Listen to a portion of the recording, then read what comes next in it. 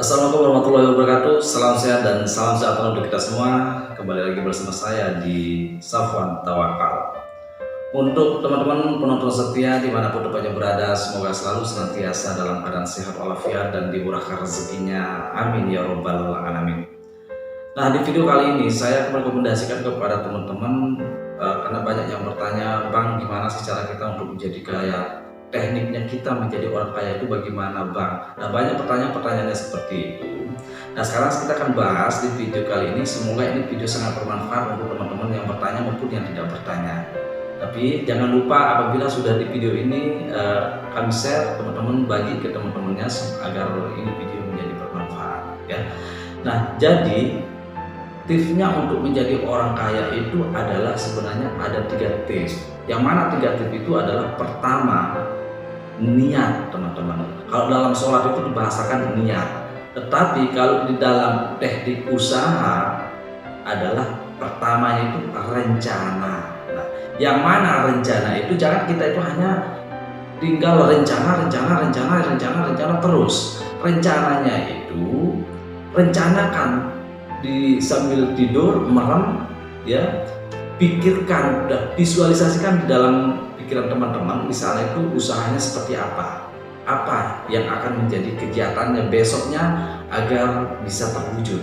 Nah, karena dengan berencana untuk usahanya apa atau kegiatannya besoknya itu apakah ingin menjadi seorang karyawan, pegawai atau pegawai negeri, atau ingin menjadi sebuah wirausaha yang memiliki usaha yang besar atau bagaimana begitu.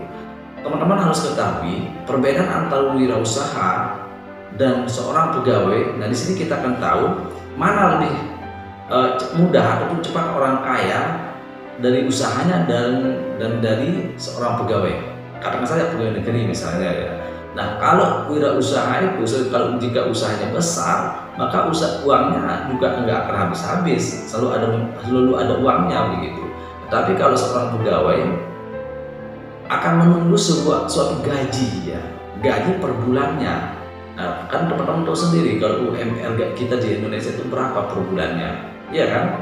Bahkan walaupun kita keluar negeri teman-teman, tapi itu hanya bersifat sementara saja. Apalagi gaji kalau kita sudah pensiun, ya paling gaji kita hanya dapat gaji untuk kebutuhan makan dan minum dan kebutuhan untuk anak-anak sekolah sampai S1 atau S2, kemudian dapat beli motor, kan itu saja ya. Kemudian lebih dari itu tidak ada, hanya cukup untuk kebutuhan makan dan minum saja. Itu kalau pegawai negeri, kalau seorang karyawan.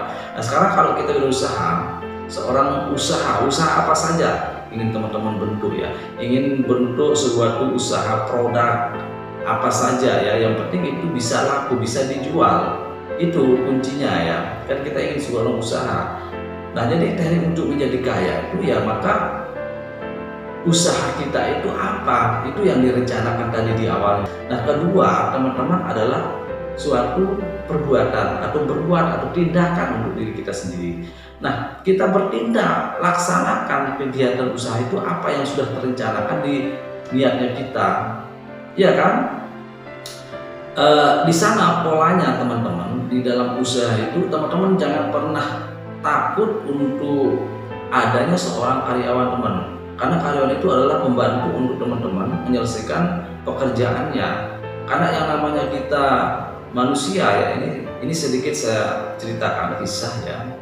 Orang di Cina walaupun dia pada usahanya toko ya, tokonya dia pembelinya sepi, tetapi dia tetap memiliki seorang karyawan. Kenapa? Logikanya teman-teman ya, kalau kita di Indonesia pasti mikirnya apalagi kita baru buka usaha ya kan, lebih baik kita mikirnya kan lebih baik kita sendirilah yang bekerja. Gaji untuk karyawan itu lebih baik untuk kebutuhannya kita sendiri saja atau jadikan sebagai modal. Kan begitu logikanya kalau kita berpikirnya. Tetapi kalau orang Cina berpikirnya teman-teman lain. Karena kedepannya itu yang dipikirkan oleh Cina, tetap buka tokonya standby 24 jamnya itu. Masalah istirahatnya itu nggak ada. Walaupun ada misalnya kegiatan untuk keluarga atau acara dan lain sebagainya, itu ya tokonya tetap kebuka. Karena itu Itulah tujuannya untuk selalu stay karyawannya. Kalau kita di Indonesia kan jarang seperti itu. Kadang kalau ada kegiatan yang lainnya ya paling tutup, buka jam sampai jam 12 tutup, selesai pergi ke acara keluarga atau besok hari minggunya libur, ya kan begitu. Nah, artinya di sana kita sudah kehilangan sekian uang loh, bro. Waktu itu adalah uang ya. Karena kenapa waktu itu adalah uang? Itu sebenarnya secara tidak kita sadari oleh pikiran sendiri bahwa waktu kita untuk tidak buka itu kan adalah sangat jauh sekali perbandingannya sama orang yang selalu stay membuka tokonya, dibanding dengan kita yang buka tokonya sebentar gitu. Makanya orang Cina mikirnya seperti itu. Itulah sebabnya selalu dalam itu ya pepatah mengatakan tuntutlah ilmu itu sampai ke negeri Cina. Nah, karena orang Cina itu ya mikirnya seperti itu. Nah, kemudian orang Barat juga seperti itu mikirnya. Waktu itu adalah diibaratkan sebagai uang. Kita ingin membuat sebuah usaha, tetapi waktu kita molor-molor terus. Kan itu namanya hanya tinggal rencana terus jadinya. Rencana kita sudah kita kerjakan, tetapi kita tidak fokus, kita tidak disiplin. Itu kan hal yang percuma juga. Makanya orang sukses itu membuat sebuah usaha selalu disertai dengan pemrograman dalam usahanya. Maka buatlah suatu program ya, program untuk usahanya. Program dalam usahanya itu agar stabil berjalan dengan lancar. Ya kan? Yaitu disiplinnya, teman-teman. Yang ketiga adalah disiplinnya itu. Jangan teman-teman mikirnya kayak tadi bahwa kita belum ada penghasilan, tujuan masa kita mengadakan seorang karyawan. Nah, paling mikirnya kan begitu. Nah, jadi jangan mikirnya seperti itu. Karena yang membantu kita untuk menghasilkan pekerjaan kita itu adalah ya karyawannya kita itu sendiri. Waktu itu adalah 24 jam. Jadi bagaimana kita akan menggunakan waktu yang 24 jam ini? Ya kan, ketika kita istirahat, adanya seorang karyawan yang bekerja. Ketika kita ada acara, adanya seorang karyawan yang bekerja juga. Ya kan? Jadi usaha kita itu tetap jalan dengan sendirinya begitu. Kan lama-lama kalau seperti itu penghasilannya juga akan terus berjalan. Nah, jadi perbandingannya seperti itu, teman-teman. Tekniknya itu, ingat, tekniknya hanya 3, teman-teman. Pertama rencana, kedua berbuat, ketiga ya disiplin. Itu saja intinya. Sama juga dengan halnya sholat. Ketika kita melakukan sholat, yang pertama apabila selesai dalam rukunnya sholat kita itu baru dikatakan sah. Yang pertama yaitu niat, kemudian berbuat melakukan sholat itu sampai selesai, kemudian tertib. Itu sama, kalau itu sholatnya kita bagus, maka sholat itu akan diterima oleh Tuhan, kan begitu.